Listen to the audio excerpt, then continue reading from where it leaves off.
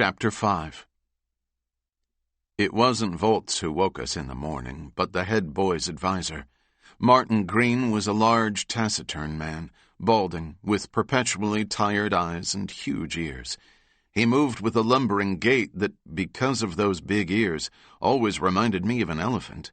He walked us to the dormitory, the whole way talking about how he hoped we'd learned our lesson, and maybe time in the quiet room wouldn't be in our future again. He hit hard on the 3 R's that were always stressed at Lincoln School: responsibility, respect, and reward. Pay attention to the first 2, and the last will come your way, he said. We cleaned ourselves up and got ready for work. I didn't see Albert anywhere, or Volz, and that made me a little nervous. I hoped nothing had happened to them because of their kindness the night before. At Lincoln School, nothing good seemed to come from kindness. Ralph, Bledsoe's son, was waiting with a pickup, and Mose and I piled onto the truck bed along with all the other boys who'd drawn duty in the hayfields. It was hard work, but it wasn't long that day. On Saturdays, in spring and summer, we were required to put in only half a day for a farmer. This was because we were expected to attend the baseball games our school team played in the afternoon. Hector Bledsoe fed us a lunch of dry bread and thin, tasteless cheese, then drove us back to Lincoln School himself. As we jumped from the pickup bed, he called to us, "Rest up this weekend, boys. Monday's supposed to be a scorcher." I thought he laughed gleefully, but that could have been my imagination. Some of the boys, like Mose, had to hurry off because they were scheduled to play. The rest of us went back to the dormitories. A few minutes before the game was to start, Mr. Green marched us down to the field. We saw the girls coming from their dormitories, led by Lavinia Stratton, the music teacher and head girl's advisor. Miss Stratton was a spinster of indeterminate age. She was tall, with elongated features, long legs and arms, and her face, too, which was also very plain and always worried-looking. Her hands were slender, and her fingers, like everything else about her, were long and delicate. When she played the piano, she closed her eyes, and her fingers became things with a mind of their own. Sometimes her music was so lovely it lifted me out of my life at Lincoln School and took me for a little while somewhere else, somewhere happy. In those wonderful moments, I thought the world was beautiful, and she was beautiful too. When she stopped playing, the worry came back into her face, and she was plain again, and my life went right back to being the uphill slog it had always been. We sat on wooden bleachers. Some of the town folks were there, mostly to watch Mose pitch. In the same way that Miss Stratton's fingers on a keyboard could create something lovely, Mose, when he stood on the mound and hurled that horsehide, offered a beauty every bit as moving. That day we were playing a VFW-sponsored team from Luverne. The guys were already on the field warming up. I looked for Albert, who was not athletic in the least and almost always sat on the bench. I didn't see him anywhere, and I began to worry. I spotted Mrs. Frost and Emmy sitting at the far end of the bleachers. They usually came to the games and cheered us on. When Mr. Green was busy talking to Miss Stratton, I slipped away and found a seat beside Emmy. "Hi, Odie," she said with a bright smile. "Well, good afternoon, Odie," Mrs. Frost said. "It's good to see you. I was afraid Mrs. Brickman might lock you up in the quiet room forever." "Just for the night," I said, "but no supper." Mrs. Frost went livid. "I'm going to speak to that woman." "That's okay," I said. "Albert and Mr. Volz managed to slip some food to Mose and me. Have you seen them?" "Isn't Albert out there?" She scanned the ball field, then looked back at me. "You haven't seen him?" "Not since last night. And not Mr. Volz either." "Is it possible they're just working on some carpentry project together?" "Maybe," I said, thinking the project, if that was what had taken them away, was more likely Volz's still. I hoped it was that rather than some of the darker possibilities the Black Witch was capable of conjuring. Then I saw Volz making his way among the bleachers. He caught sight of us and came over. "Good day, Cora," he said to Mrs. Frost. "Here there, little Emmy. "You're looking lovely today." Emmy smiled, and her cheeks dimpled. "Herman, have you seen Albert?" Mrs. Frost asked. He shook his head, then checked the field. "What would keep him from playing?" He looked at me. "Have you seen him, Odie?" "Not since last night." "Not good," Fultz said. "Let me see what I can find out. But, Odie, you should get back with the other boys." "Can't he sit with us? Please?" Emmy said. Fultz frowned, but I knew he would give in. Nobody could resist little Emmy. "I'll take care of it," he promised. When Andrew Frost was alive, he'd coached the baseball team and had whipped them into good shape. They had a reputation, and even the lackluster guidance of the current coach, Mr. Freiberg, whose main job was driving the heavy equipment, hadn't tarnished the efforts of Cora Frost's late husband. Mose pitched a great game. The fielding was flawless, and we won 4-0. It would have been fun, except the whole time I was watching for Albert, or for Volts to return with word of Albert. But when the game ended, neither of them had shown. After the game, and before dinner, we had an hour of rare free time. I lay on my bed in the dorm reading a magazine, Amazing Stories, which I'd taken from the school library.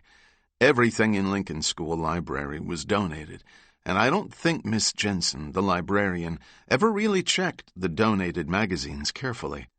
I was always finding interesting publications, Argosy, Adventure Comics, Weird Tales, among the Saturday Evening Posts and Ladies' Home Journals.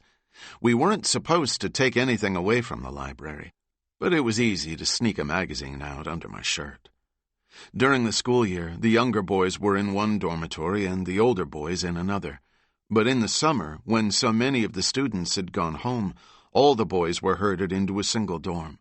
While I read, one of the younger kids was sitting alone on his bunk not far from mine, staring at nothing, looking sad and lost, which wasn't unusual, especially among the newer kids.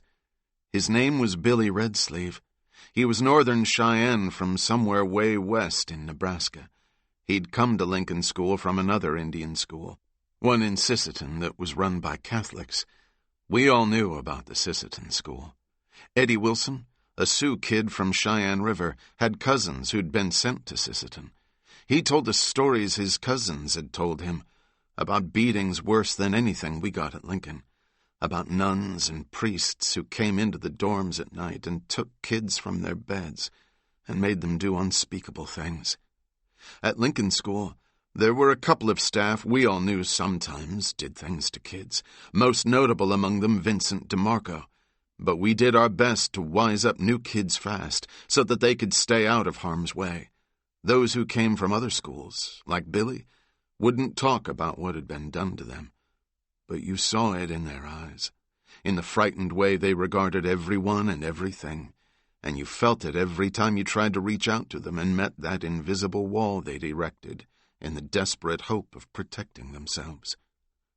I was deep into a story about a guy fighting Martians in the Arctic when I glanced up and saw DeMarco standing in the doorway.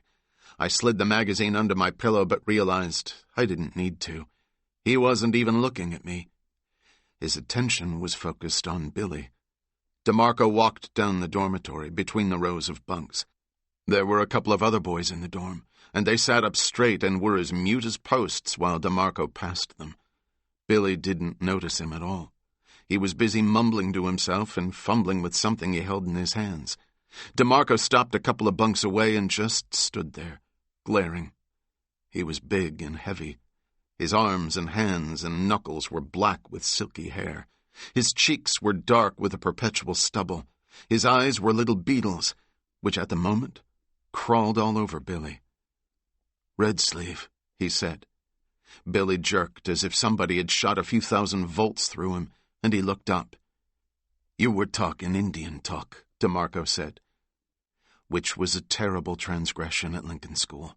No kid was allowed to speak his native tongue. It was a strict tenet of the Indian boarding school philosophy, which was kill the Indian, save the man. Getting caught speaking anything other than English usually resulted, at the very least, in a night in the quiet room. But sometimes, especially when DeMarco did the catching, a strapping was also part of the punishment. Billy shook his head in feeble denial, but said not a word. "What do you got there?" DeMarco grabbed at Billy's hands. Billy tried to pull away, but DeMarco yanked him to his feet and shook him hard. Whatever Billy had been holding fell to the floor. DeMarco let the kid go and picked up what had dropped. I could see it then. A corncob doll with a red bandana for a dress. "You like playing with girly things?" DeMarco said. "I think you need some time in the quiet room. Come with me." Billy didn't move. I figured it had to be because he knew. All of us in the dorm knew what going to the quiet room with DeMarco might really mean. "Well, come on, you little sissy redskin." DeMarco grabbed him and started to drag him out. Before I knew what I was doing, I was up off my bunk. He wasn't talking Indian. DeMarco stopped. "What did you say?" "Billy wasn't talking Indian." "I heard him," DeMarco said. "You heard wrong."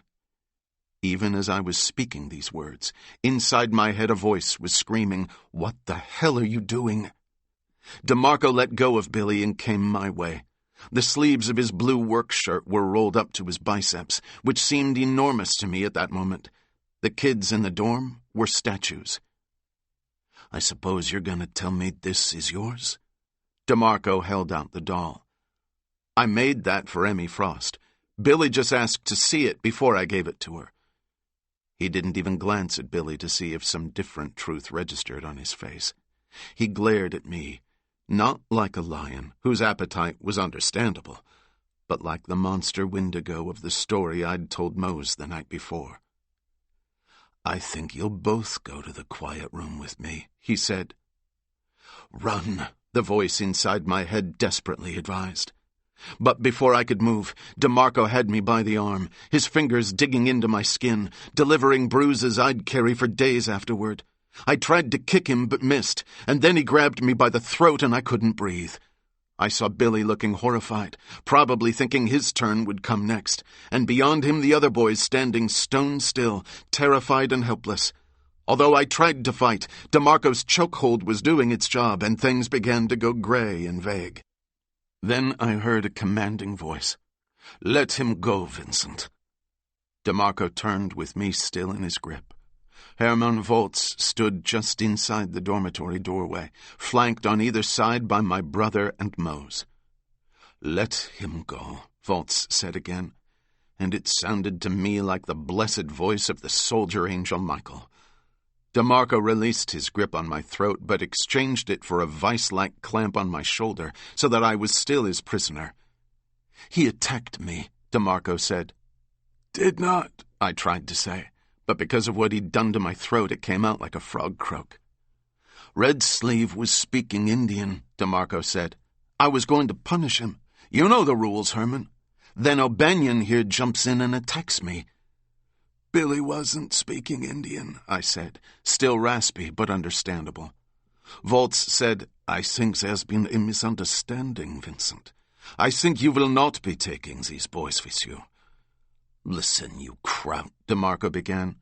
"No, you listen. You let go of that boy right now and you leave this dormitory. And if I hear that you have harmed Odie or Billy or any other boy, I will find you and beat you within an inch of your life.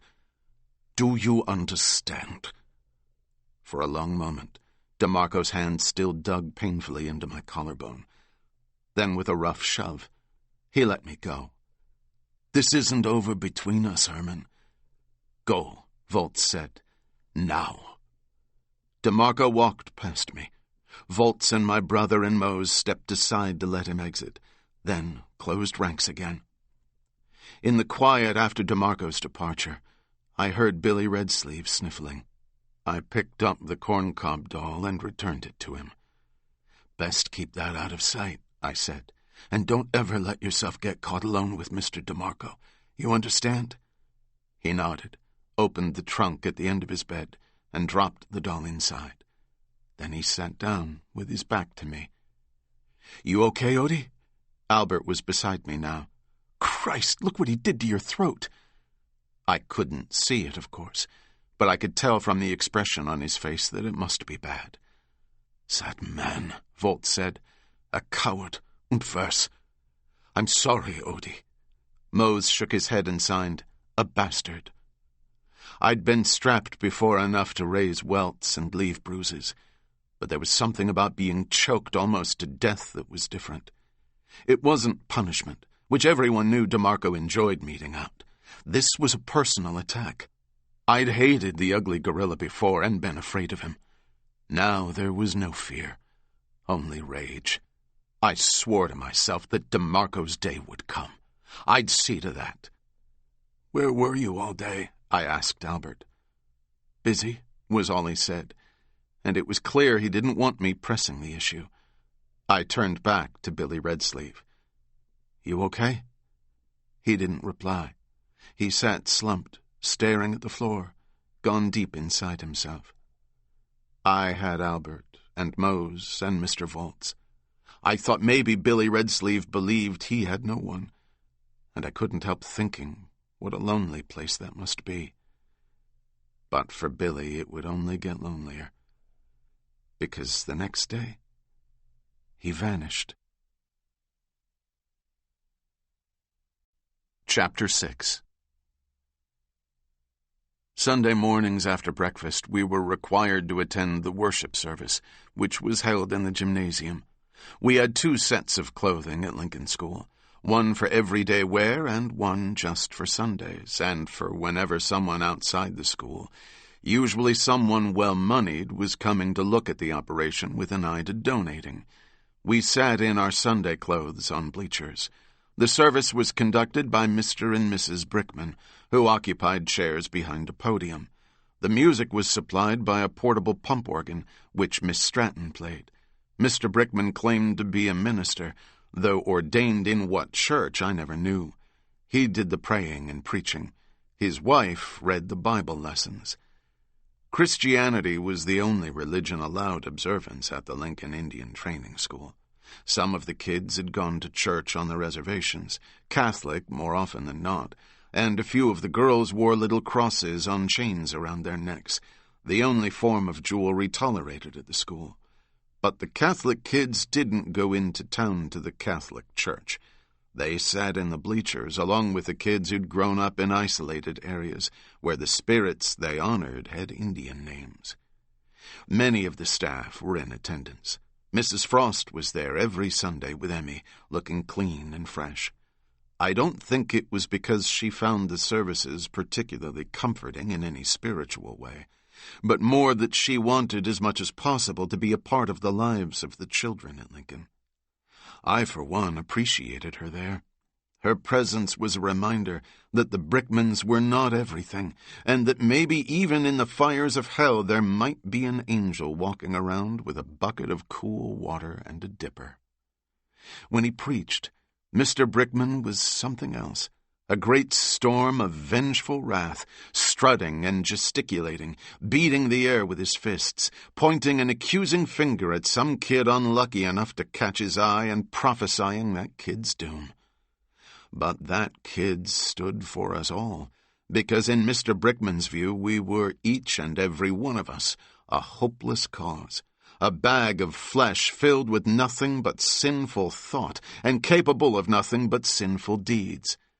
I figured he was right on the money where I was concerned, but I knew most of the other kids were just lost and trying their best to survive Lincoln School and stumble toward what their lives would be afterward.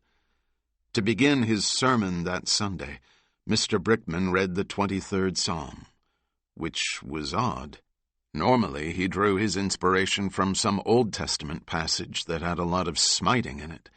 After the psalm, he talked about God as our shepherd, which led to him and Mrs. Brickman, and how, like God, they thought of us as sheep that needed their tending, and they did their best to take care of us, which led to our need to be grateful to God for the salvation of our souls and to the Brickmans for the salvation of our bodies, for giving us a roof over our heads and food in our bellies. The whole point of the sermon in the end was that we needed to show our gratitude to Mrs. Brickman and him by not being such pains in the ass. I knew that the selfish way he'd twisted that beautiful psalm was a load of crap, but I did want to believe that God was my shepherd, and that somehow he was leading me through this dark valley of Lincoln School, and I shouldn't be afraid. And not just me, but the other kids, too. Kids like Billy Redsleeve. But the truth I saw every day was that we were on our own, and our safety depended not on God, but on ourselves, and on helping one another. Although I'd tried to help Billy Redsleeve, I thought it wasn't enough, and I vowed to do better, to be better. I would try to be the shepherd for Billy, and all the kids like him. After the service, Mrs. Frost and Emmy stopped Albert and me and Mose on our way out of the gym. The Brickmans had already disappeared, and Mr. Green, who was marching us back to the dormitory, said it was okay if we stayed behind for a bit.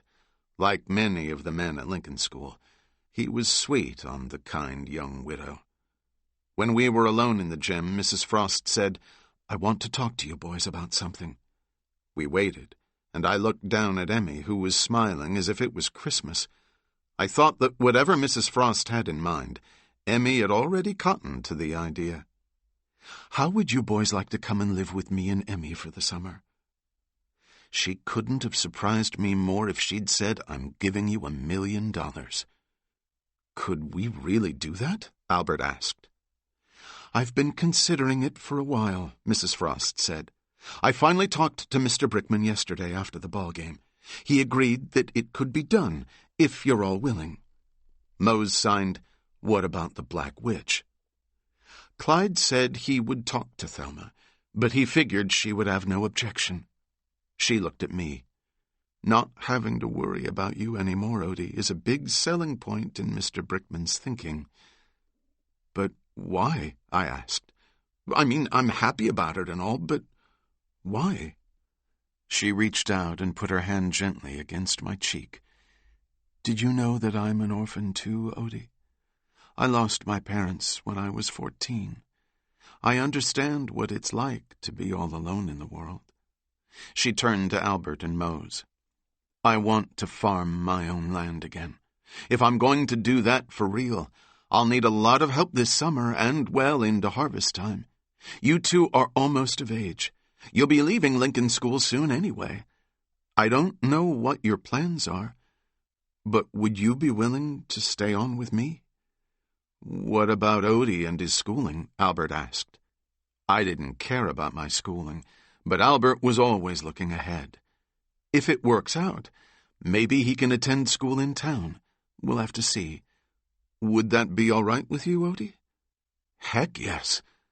I felt like dancing, like wrapping my arms around Mrs. Frost and just dancing.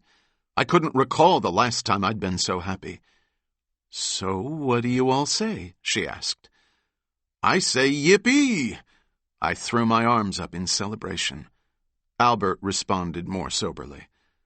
"I think that would work." Mose grinned ear to ear and signed, "Lucky us." Mrs. Frost cautioned us to say nothing to anyone. She had to put some things together, and until all the arrangements were in place, we should just sit tight and, she eyed me particularly, don't get into any trouble. After she'd left, Albert turned to me. "Don't get your hopes up, Odie. Remember, she's dealing with the Black Witch." Back in the dormitory, we changed out of our Sunday clothes. Albert and Mose and I kept looking at one another, and it was clear we could hardly believe our good luck. I wanted to shout hallelujah, but I kept it bottled up. Volz came in and spoke quietly to Albert, and the two of them left together. Then Mr. Freiberg came in and took Mose and a couple of the other boys to clean up the baseball field and get it ready for the next game.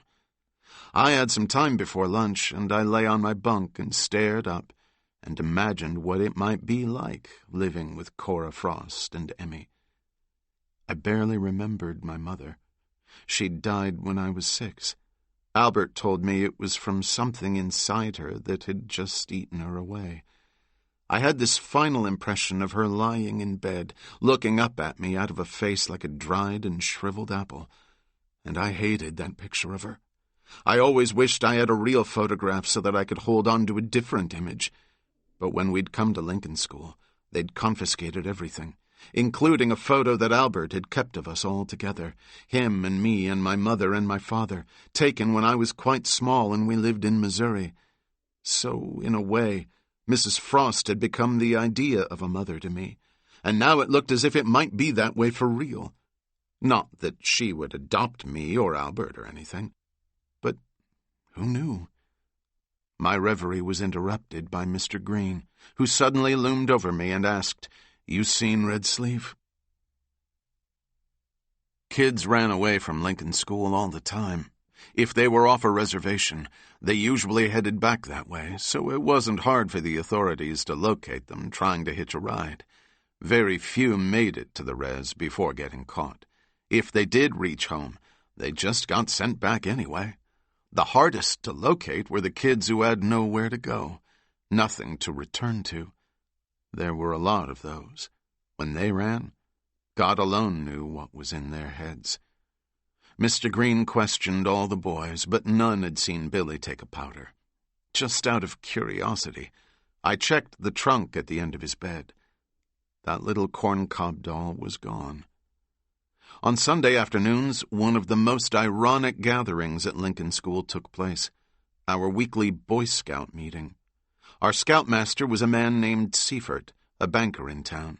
He was round and bald, with a bulldog face and a perpetual sheen of sweat on his pate, but he was a decent guy. He did his best to teach us all kinds of things that might be useful if we ever found ourselves lost and alone in the forest. Which was funny because there weren't any woods around Lincoln. We met in the gymnasium where we got demonstrations on how to hone an axe or knife blade to a razor edge, how to identify plants and trees and birds and animal tracks. Outside on the old parade ground, we were shown how to pitch a tent, how to lash together branches into a lean-to for shelter, how to construct a fire, and how to start it with flint and steel. In summer, when fewer activities were scheduled because of the reduced student population, all the boys were required to attend. If the situation hadn't been so tragic, I'd have found it funny, this heavy white man showing a bunch of Indian kids things that, if white people had never interfered, they would have known how to do almost from birth. Albert was our troop leader, a position he took seriously. No surprise there. Mr. Seifert had donated 2 copies of the official Scout Handbook to the school library, but I think Albert was the only one who ever read them. That afternoon, we learned about knots, which turned out to be interesting. There were all kinds of knots. Who knew? And they all served different purposes. I was pretty quick in picking up most of them, but there was one called a bowline that gave me no end of misery. It involved thinking of the rope end as a rabbit coming out of a hole and around a tree and back into the hole, or something like that. It was a knot favored by sailors, Mr. Seifert had told us, so I finally figured the hell with it. I was never going to sea. At the end of the meeting, Mr. Seifert sat us all down and looked at us like he was ready to cry. "Boys," he said, "I've got some bad news. This is my last meeting with you as your scoutmaster." He didn't get much of a response, but he was probably pretty used to that by now. Most of us accepted everything he offered with stone faces. "The bank I work for is transferring me to St. Paul. I leave next week. I've been trying to get someone else to act as your new scoutmaster, but I confess I'm having a little trouble in that regard." He took a clean white handkerchief from his pocket, and I thought he was going to wipe off the shiny coating of sweat on his bald head and brow. But he blew his nose instead and wiped at his eyes. "I hope I gave you all a few things you might take with you into the rest of your lives. I'm not talking about knots or putting up tents. I'm talking about a respect for who you are, maybe a sense of what you can accomplish if you set your minds to it." He looked us all over and seemed for a moment too choked up to speak. "You are every bit as good as any other kids in this country, and don't believe anyone who tells you different. The Scout Oath is not a bad code to live by. Will you join me in it now, boys?" He held up his right hand in the official Boy Scout sign, and we all did the same. "On my honor," we repeated with him. I will do my best to do my duty to God and my country, to obey the Scout law, to help other people at all times, to keep myself physically strong, mentally awake, and morally straight." He let his arm drop to his side. "I wish you all the best of luck." He turned to Albert, who stood next to him, and they shook hands. Then Mr. Seifert walked slowly out of the gym, looking like a man who'd lost something he valued greatly. We sat in silence after he'd gone.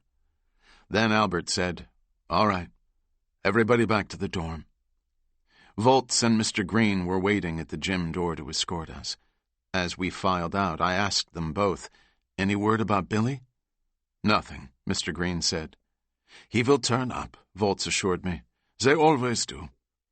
On the way back, I walked with Albert and Mose. "Transferring him, my ass," Albert said. Mose signed, "What do you mean?" Mr. Seifert refused to foreclose on farmers behind in their mortgage payments.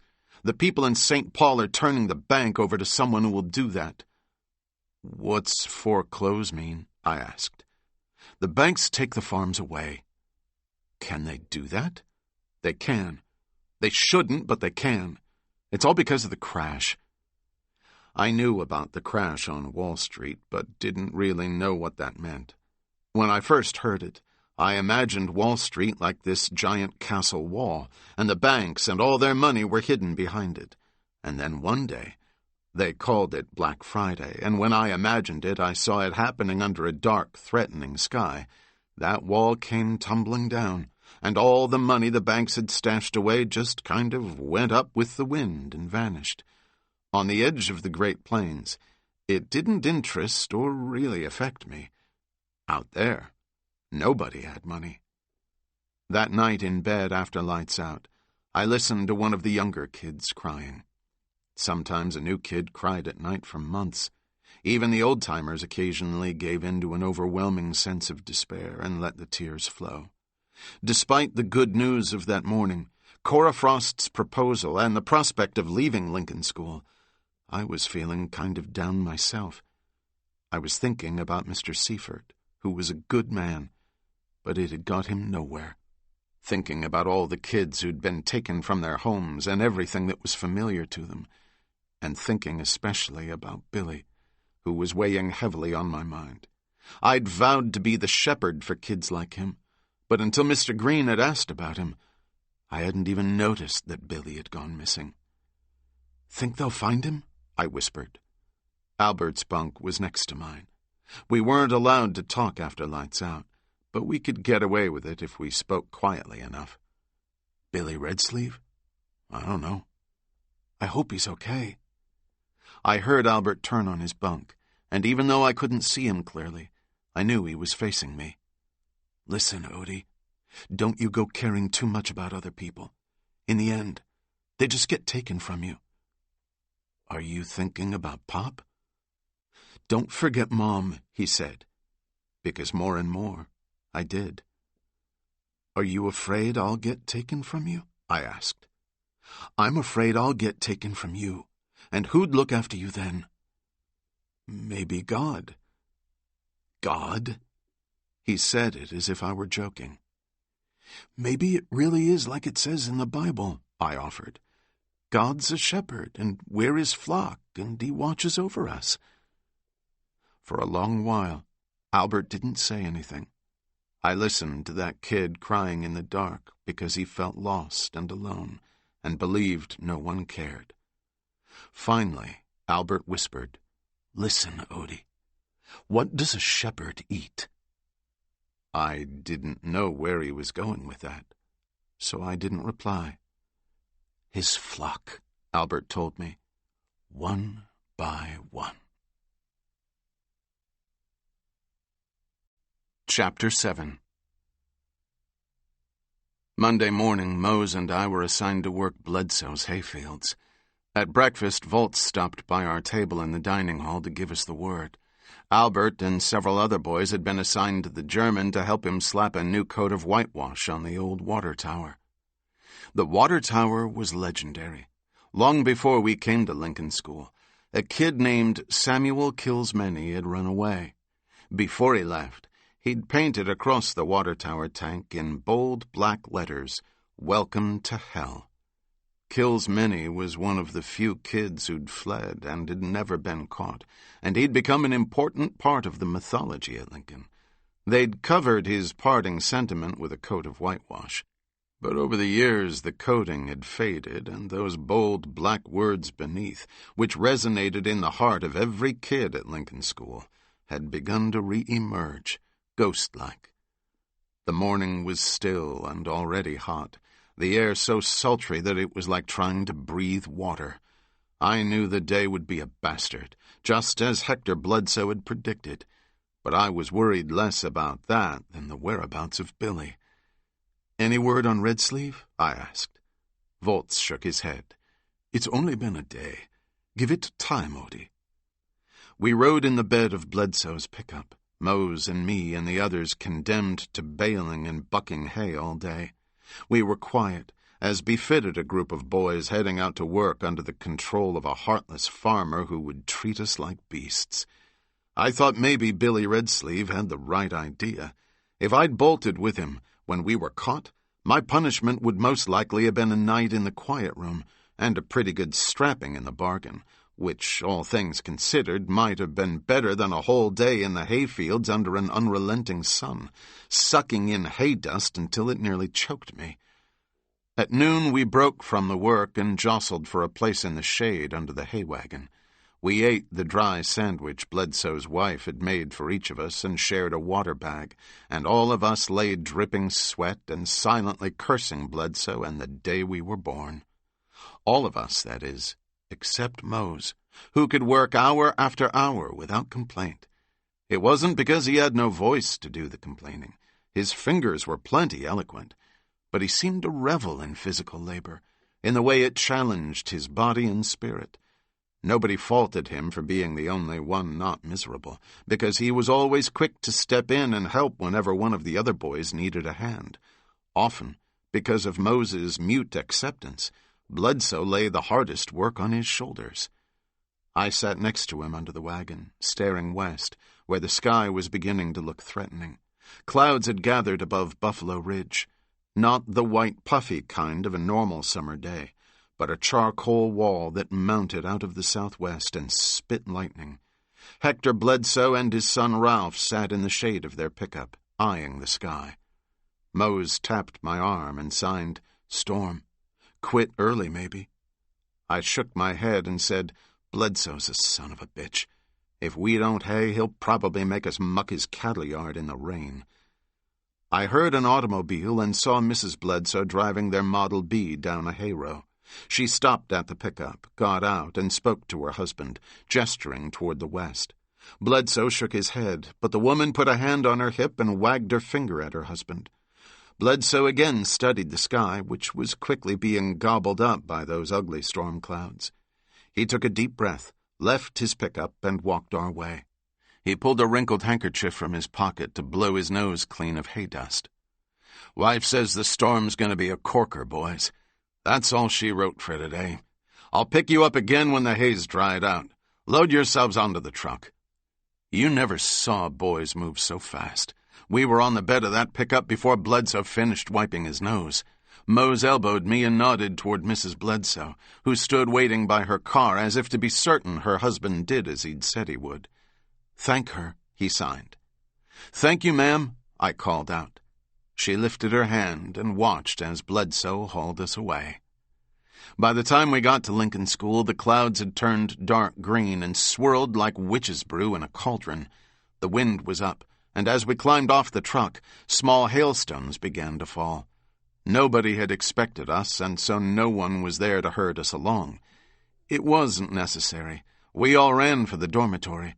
The building was deserted, which wouldn't have been unusual on a normal day.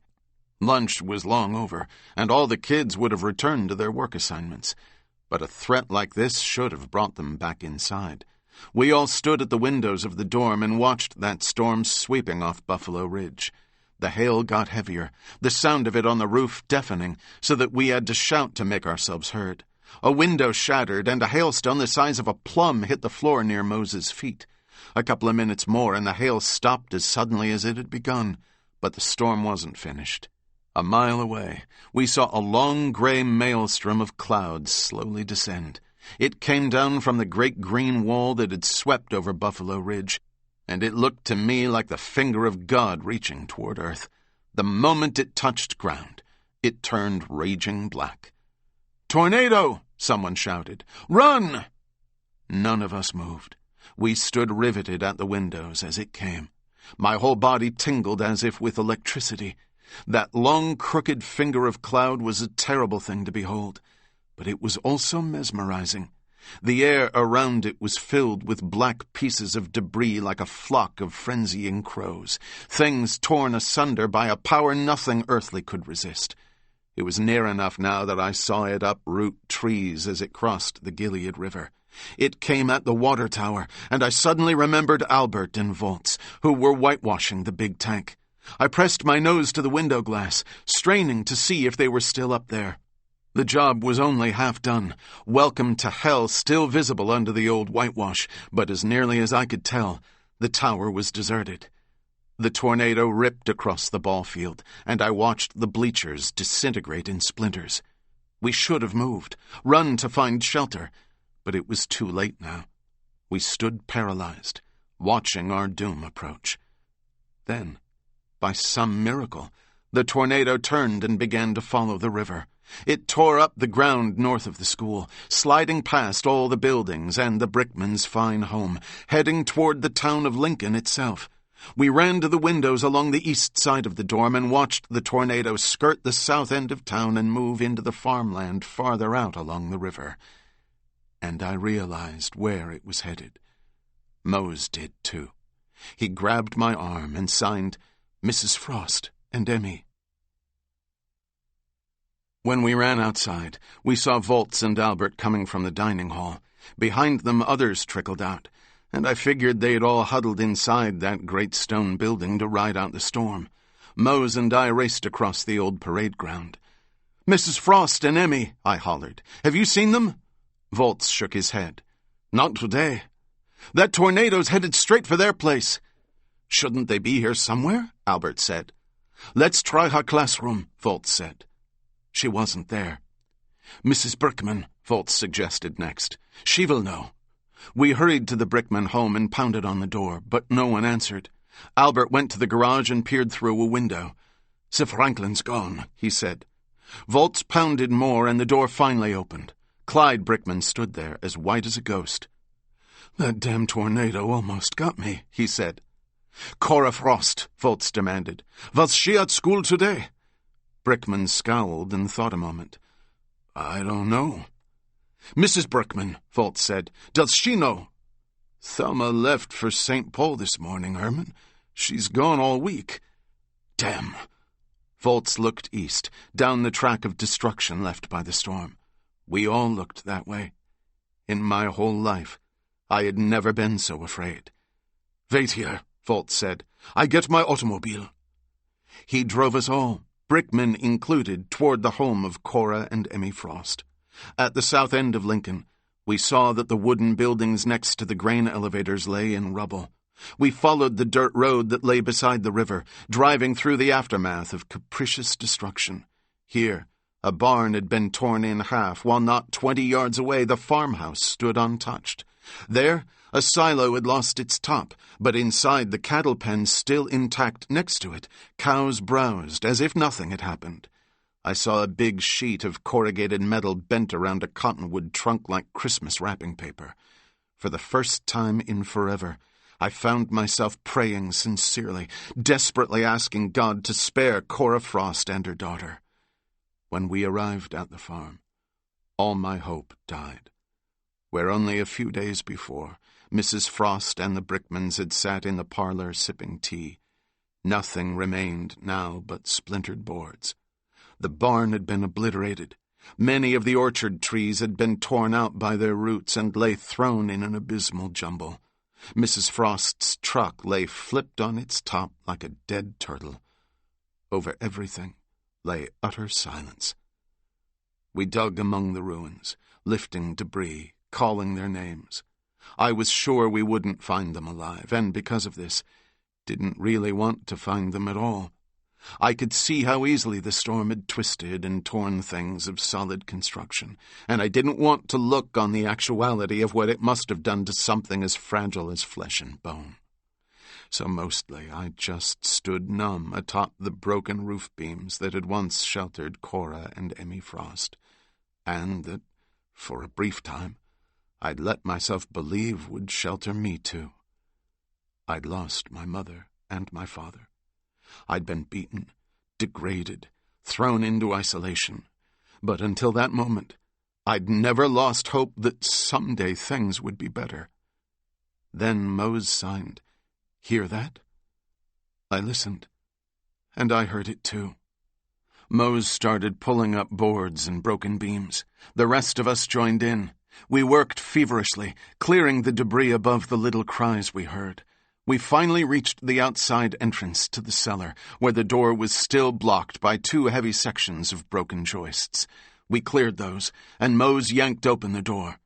Staring up at us from the dark inside stood little Emmy Frost, her face and clothing covered in dust, the curls of her hair tangled stiff with grit, her blue eyes blinking at the sudden light. Mose bounded down the stairs and swept her up in his arms and brought her out, and signed to her, "Your mother?" "I don't know." Emmy was crying hysterically. She shook her head wildly and said again, "I don't know." "Was she with you down there?" Volz asked. Again the headshake, and dust flew from her hair in a cloud. "She put me there, and then she left me all alone." "Where did she go, Emmy?" Albert asked. "Big George," she said. "She was going to let him out of the barn."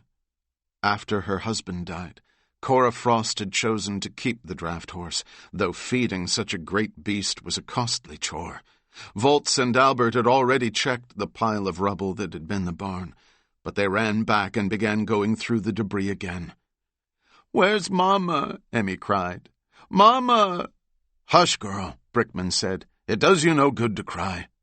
She paid him no attention. "Mama!" Mose sat down on the rubble of the house and took Emmy onto his lap and held her against his chest, and she cried and cried. After a while, Albert and Volz returned and simply shook their heads. "I will take her back to the school," Volz said. "I'll go with you," Brickman said. I crossed my arms and stood firm.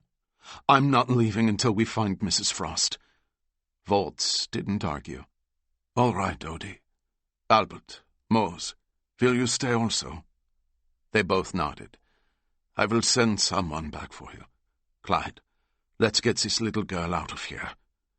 They tried to pull Emmy away from Mose, but she clung to him fiercely, and finally Volz said, "You come too, Mose." They walked away, Mose carrying little Emmy, but Brickman lingered a moment and surveyed the destruction. Under his breath, he said, "Jesus." "You were wrong," I told him. He looked at me and squinted. "Wrong?" "You said God was a shepherd and would take care of us. God's no shepherd." He didn't respond. "You know what God is, Mr. Brickman? A goddamn tornado, that's what he is." Brickman simply turned and walked away. After they were gone, Albert and I stood alone. The sky above us was clear and blue, as if it had never hurled at us the hell of the last couple of hours. I heard a meadowlark sing. It was going to be perfect, I said.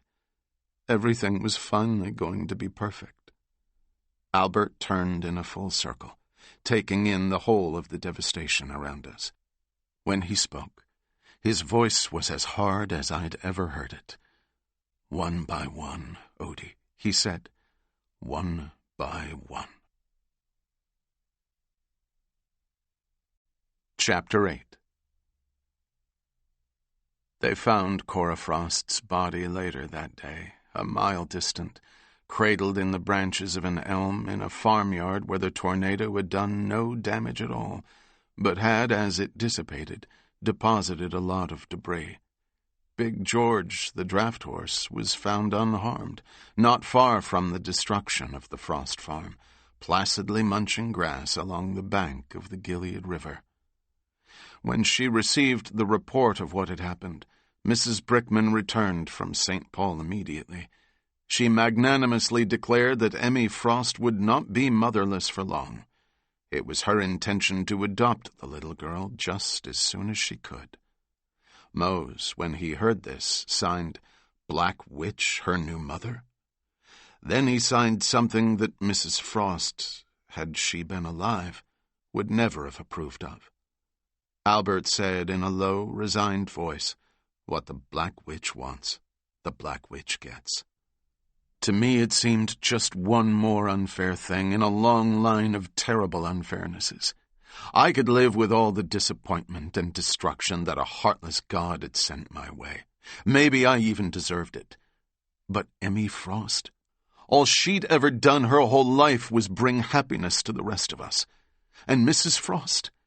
If ever there'd been an angel on this earth, it was her. The funeral service was held on Thursday in the gymnasium. All the kids at school were there, except Billy Redsleeve, who hadn't been picked up by the authorities yet. We were dressed as if for Sunday, and the podium Mr. Brickman always preached from stood on the gym floor with chairs behind it for him and Mrs. Brickman, and one for Emmy, who sat there slumped like a lifeless doll. We hadn't seen her since that terrible day of the tornado. She wore a new dress and shiny new leather shoes. The grit and dust and plaster had been so thick in her hair that they couldn't wash it out, and they'd simply cut back all her curls to within an inch of her scalp. Without the dress, she could have passed for a boy. Miss Stratton sat at the pump organ. She played Rock of Ages, and we all mumbled along. Mr. Brickman gave the eulogy. For the first time I could recall, he spoke to us in a respectful tone with no bombast whatsoever. I'd never liked him, but I was grateful for the kind and true things he said about Cora Frost. Then the Brickmans got a surprise. Miss Stratton announced, "Odie O'Banion and I have something we'd like to offer in Cora's memory." She nodded to me, and I stood. "What are you doing?" Albert whispered. He eyed the Brickmans, who sat with looks on their faces that were far from Christian. "Just listen," I said. Mose signed, "Make it sweet, Odie." I stood beside the pump organ and pulled my harmonica from my pocket, and Miss Stratton and I played together the song we'd been practicing in secret. I'd promised myself I wouldn't cry. I wanted to deliver the only gift I had to offer in the memory of Cora Frost. But as I started blowing the first notes of Shenandoah, the tears began to run. I played on anyway, and Miss Stratton followed, and the music itself seemed to weep, and not just for what we'd lost that week. It was for the families and the childhoods and the dreams that were, even for those of us so young, already gone forever.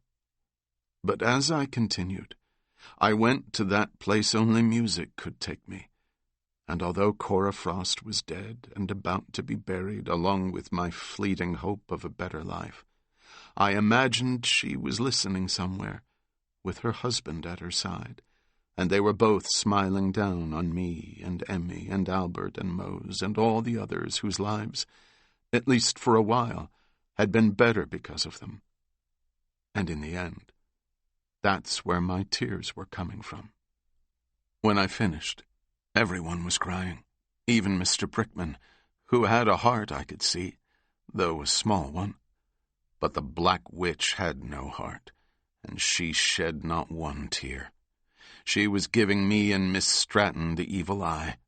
I tried to return to my seat on the bleachers, but Miss Stratton took my hand and held me where I stood. Mr. Brickman closed with a prayer, and the kids all began to file out. Mrs. Brickman leaned to Emmy and said something. Then she stood and walked to the pump organ. "A lovely tune," were the words she said, but her voice said something entirely different. "And quite unexpected." Miss Stratton looked as if she believed the Black Witch was going to pounce and devour her whole. I said, "It was my idea, ma'am. I knew it was Mrs. Frost's favorite song. Miss Stratton was just being nice, that's all." "Nice? Of course.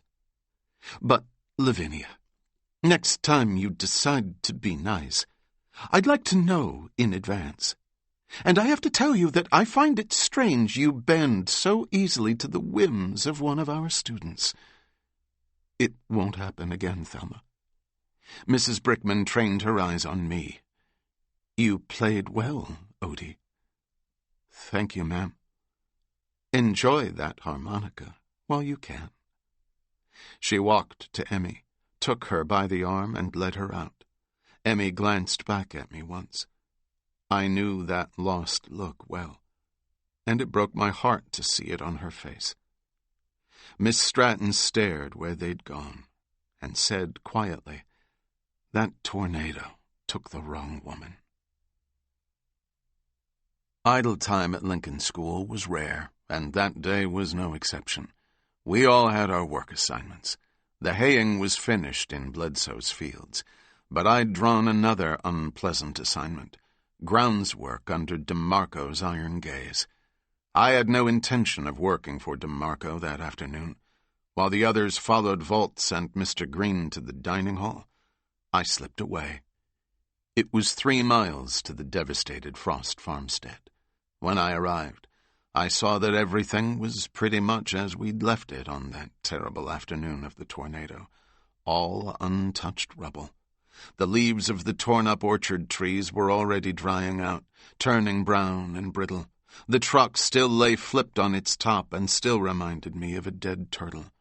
I saw a rabbit munching on the young shoots in Mrs. Frost's big garden. It eyed me and made no move to run.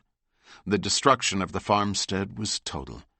But less than 100 yards away, the trees along the river had been left untouched. I walked down to the rack where Mr. Frost had always kept his canoe. The sturdy little craft still lay cradled with the paddles stored beneath. I sat down on the river bank and remembered the last time I'd been there, the last good day. I'd cried some when I played Shenandoah, but now I wept a river of tears. I hated Albert for being so right. I shouldn't have let myself get close to Mrs. Frost and Emmy. One was dead, and the other, it seemed to me, was as good as. I felt terrible about the little girl's fate, but what could I do?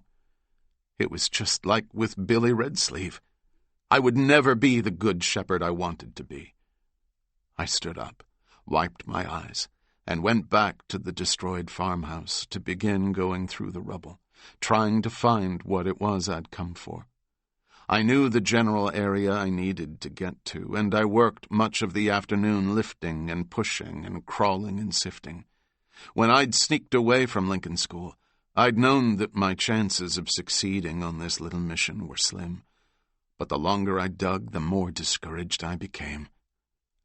I spotted a familiar dust-covered tin, the one in which I knew Mrs. Frost had kept ginger snaps.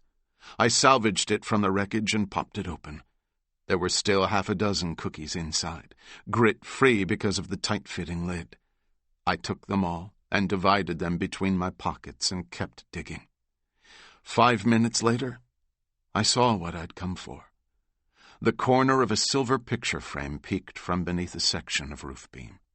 To get at it, I had to come from underneath, pulling free the debris from below. Carefully, I slid the frame clear. The glass had been shattered, but the photograph inside was still intact. I took the photo out, slipped it inside my shirt, climbed from the rubble, and walked away. When I got to the dorm, it was almost dinner time and the other boys were washing up. Volz saw me and quickly came my way. "You're in a big pot of trouble, Odie," he said. "DeMarco is steaming. He's going to flay you alive. Where did you run off to?" "I had something to do," I said. Albert and Mose came out of the lavatory, and they both eyed me like Mrs. Frost wasn't the only one who was going to be dead and buried that day. "DeMarco's been looking for a chance to come down on you, Odie," Albert said, "and goddammit, you gave it to him in spades. Where the hell were you?" "Language," Volz cautioned my brother. Mose looked scared and signed, "He'll take the skin off your back, Odie." "I don't care," I said. It was important. Albert grabbed my shoulder and dug his fingers in no less harshly than DeMarco had a few days earlier. "Where were you? What was so important?" Before I could answer, I heard DeMarco cry behind me, "O'Banion!" I pulled out the photograph I'd taken from the rubble and quickly gave it to Albert. "Don't let him see it." Then I turned to face DeMarco. He came like a bull, and I swear the floorboards shook. In his right hand, he held the leather strap familiar to us all. "Vincent," Volz began. "Vincent," DeMarco said, mocking the German's accent. He held up his hand in warning. "Not a word, Herman. This time I've got him." He snatched me by the shirt collar and started to haul me off. "Let's go, mister." "I'm coming too," Volz said quickly. DeMarco paused and rolled this over in his head. Me? I was grateful as hell, because I knew that alone, DeMarco would probably do a great deal more to me than whip my back. He said, "All right, we'll do this here. I want all these boys to see what happens when one of them disobeys the rules. Shirt off, O'Banion, and turn around." I slowly unbuttoned, turned, and handed my shirt to Mose, who looked at me as if he were the one about to get a strapping. I shook my head and signed, "It's okay." "Albert and Moses, you two hold him," DeMarco said. "Please, don't," Albert began. "Hold him or you get the strap too. Then maybe I start on some of the other boys. You want that on your shoulders?" This is exactly what you all knew was coming. Which was true, and why Volz stood by looking helpless, and why Albert took one arm and Mose the other. And I braced myself. I'd been on the receiving end of the strap many times, but DeMarco had never thrown himself into a beating the way he did that day. I'd vowed I wouldn't give him the satisfaction of making a sound, but on the 10th bite from the leather, I finally cried out and burst into tears. DeMarco gave me 2 more brutal lashes. Then Volz demanded, "Enough!" I was relieved when the old German accompanied DeMarco as he marched me to the quiet room. I'd been afraid DeMarco might have more punishment in mind. "Get a good night's sleep, O'Banion," DeMarco said. "I've got a special duty assignment for you tomorrow. If you think you hurt now, just wait." He turned to Volz. "Don't try to interfere with this, Herman. Clyde Brickman told me to do whatever was necessary to keep this hooligan under control. I own him now. You hurt this boy any more, Vincent. I don't care if they fire me. I will beat you bloody. We'll see who's still standing at the end of all this, Herman. O'Banion, give me that damn harmonica." He'd taken much from me already. My dignity, my firm resolve not to break down when the strap bit into my back again and again, but that harmonica was the hardest thing to lose. "We will see about this," Volz said. "It's Brickman who wants the mouth organ, Herman. He says they're at the end of their rope with O'Banion. And listen, you lousy kraut, if you're thinking of coming here in the middle of the night to offer this kid some food or comfort, think twice. Because if you do, I'll make sure the Brickmans know about that big secret of yours out by the quarry. You'll lose your booze supply, your job, and anything good you think you're doing for all these miserable little vermin." DeMarco took my harmonica, put it to his own vile lips, and blew a shrill note. Then he closed and locked the door. Chapter 9. From the Encyclopedia Britannica article I'd read years before, I understood that rats had a lifespan of 3 years at most. I'd known Faria for 4 already. Within the protection of the former stockade, he'd grown older than old.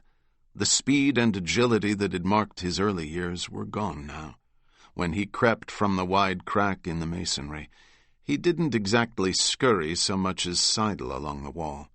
He would have been an easy meal for any barn cat. But to me, he was an old friend, and I hoped the crumbs I was able to offer repaid him just a bit for keeping me company on so many otherwise lonely nights in the quiet room. That evening he came from hiding early. When I saw his little whiskered nose poke from the wall crack, I was surprised. I'd never known him to come out without the cover of dark. He emerged a little farther and looked at me. Whenever I'd seen his eyes in the moonlight, they were shiny little things, but now they seemed dull. I reached into my pocket for the ginger snaps I'd pulled from the wreckage of the Frosts' destroyed farmhouse. They were broken, but I tossed some of the pieces toward the far corner to entice Faria into the open. He didn't move, and that was odd. Me? I could have eaten a horse by then. I'd saved those ginger snaps especially for Faria, and it concerned me that he didn't seem interested. I tossed more crumbs much closer to him, but still he didn't respond.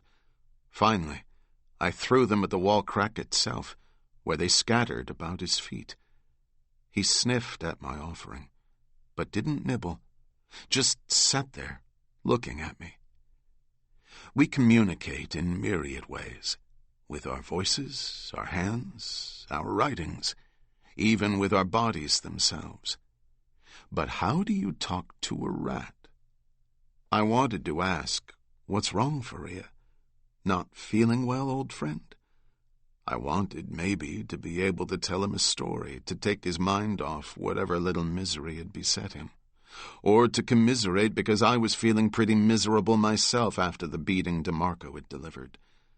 I did talk, low and soothing, and on, and Faria just sat there, not moving at all. Finally, I realized the truth. The little creature was dead. Right there in front of me, no more than 6 feet away. He'd given up the ghost. I know it must seem ridiculous that I wept over a rat in much the same way I'd wept for Cora Frost. Love comes in so many forms, and pain is no different. The hurt from the welts on my back was nothing compared to the hurt I felt when I realized Faria was gone. One by one, Albert had said, and I wanted to scream at him and at God. I placed the creature's little body on a mound of hay and vowed that I would bury it in the morning. When night came, I lay down, wishing I had my harmonica, because only music, it seemed to me, could offer any solace. But DeMarco had done Brickman's bidding, and left me no comfort at all that terrible night. I woke in the dark to the sound of a key scraping in the lock of the iron door. I sat up, grateful to Volz for ignoring DeMarco's threats. Although I'd lost much, I still had friends, and that counted for a great deal. The door slid open, but Volz didn't carry a lantern this time, and the only light that entered the quiet room came from the moon, which was nearing fullness. A black figure stood silhouetted against the moonlit sky. "Mr. Volz?" "The crowd ain't coming tonight, O'Banion." DeMarco. Oh, God. I slid across the floor and pressed myself against the far wall. "Mr. Brickman wants to see you," he said. "Now? What for?" "Cora Frost's girl. She's run away. He thinks you might know where she's gone." I didn't know, but even if I did, I wouldn't have told them. Still, this was better than the other reason I thought DeMarco had come, so I followed him outside. He started walking, but not toward the Brickman's home. "Where are we going?" I asked. "Brickman went to check the quarry. Thought she might have gone that way. He's waiting for us there." I wondered if DeMarco had told him about the still Volz kept hidden in the shed. Once I knew that DeMarco was wise to Volz's secret, I supposed it was only a matter of time before he ratted out the old German, who would be forced to leave Lincoln School. It made sense to me that it should happen now, when so much else had already been taken away. We stumbled across the empty acreage between the school and the quarry, our way lit by moonglow, me in front and DeMarco close behind. When we reached the shed at the quarry's edge, a lantern sat on the rock where only a few days before Albert had put the pan in which he'd cooked the illicit meal for Mose and me. I didn't see Mr. Brickman or anyone else. What I did see sent a chill through my bones. On the rock next to the lantern was the leather strap DeMarco had used on me that day, and lying next to it was the little corncob doll I'd thought Billy Redsleeve had taken with him when he ran away. Redsleeve cried like a baby, DeMarco said. I didn't want to know, really, but I asked anyway. Where is he? Where no one will ever find him. Same place you'll be when I'm done with you. He took up the strap, and it hung loose in his hand. He stood between me and Lincoln School, blocking any escape in that direction. At my back was the gaping hole of the quarry. He grinned in the lantern light, and then he lunged. But I was not like Billy Redsleeve, dulled and broken. I dodged his attack and ran. The edge of the quarry was strewn with great pieces of shattered rock, and I leapt and zigzagged. I could hear DeMarco cursing at my back, and I knew what would happen if I stumbled. I ran between two enormous chunks of stone twice as tall as I was and spun into the black of the shadow cast by one of them. I crouched against the rock, trying to make myself as small as I could. DeMarco sped past, but stopped almost immediately and turned. "Got you now, you little bastard," he said. I felt around desperately on the ground for something, anything I could use against him. The whole edge of the quarry was strewn with rock, but my hands couldn't find a single useful goddamn stone to throw, and now there was nowhere left to run. In the bright wash of the moon, I could see that DeMarco's lips were curled in a hungry grin. I thought of the Wendigo. That creature had been a fiction, a ghoul out of my imagination. But the thing staring at me from the quarry's edge was real, and the horror in its heart worse than anything I could ever have imagined. On impulse, I ran straight at him, closing the distance between us in 3 swift strides, lowering my shoulder to put the force of my whole body into the charge. But DeMarco simply sidestepped, and before I could stop myself, I was at the cliff edge, my arms flailing to keep myself from plunging into the abyss. But to no avail. To this day, I have nightmares about that fall, about the black pit opening below me, ready in those awful dreams to grind my bones with its ragged teeth. But, to my amazement, I fell only a few feet. I found myself sprawled on a small jut of rock, a little stone tongue sticking out, almost invisible in the shadow of the cliff wall. I drew myself up, my head not quite level with the top of the quarry, and pressed myself against the wall, into the dark of the shadow there. DeMarco appeared above me, standing at the quarry edge. That long leather strap, instrument of so much pain, hung loose at his side. Without thinking, I reached up out of the shadow, grabbed the strap, and pulled on it with all my might.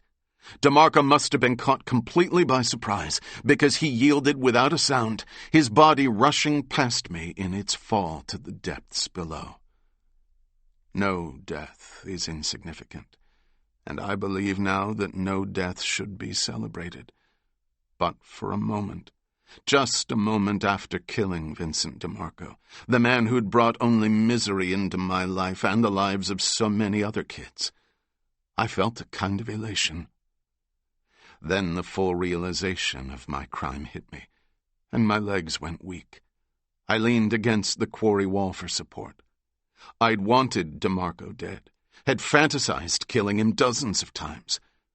But that had been imagining. This was real. This was cold-blooded murder. A hand touched my shoulder, and I jerked as from a jolt of electricity. But it was only Mose, standing above me at the quarry's edge. He signed, "You okay? Where did you come from?" "You weren't in the quiet room," he signed. "We went looking for you." "You and Albert?" "And Voltz. We split up." He knelt at the lip of the quarry and peered down. "I saw him go over, but I don't see him now." "Maybe he's not dead." 200 feet onto hard rock. "He's dead," Mose signed. The full weight of my crime settled on my shoulders. I'd killed the man. It wouldn't matter the circumstances. I could tell them exactly what had happened, but it would be the word of a known troublemaker, a known liar. I had no idea if Minnesota had a death penalty, but if it did, I was sure I'd get the chair. Mose signed, "Let's go." He helped me up from the small jut of rock that had saved my life, and I walked away. But not all of me.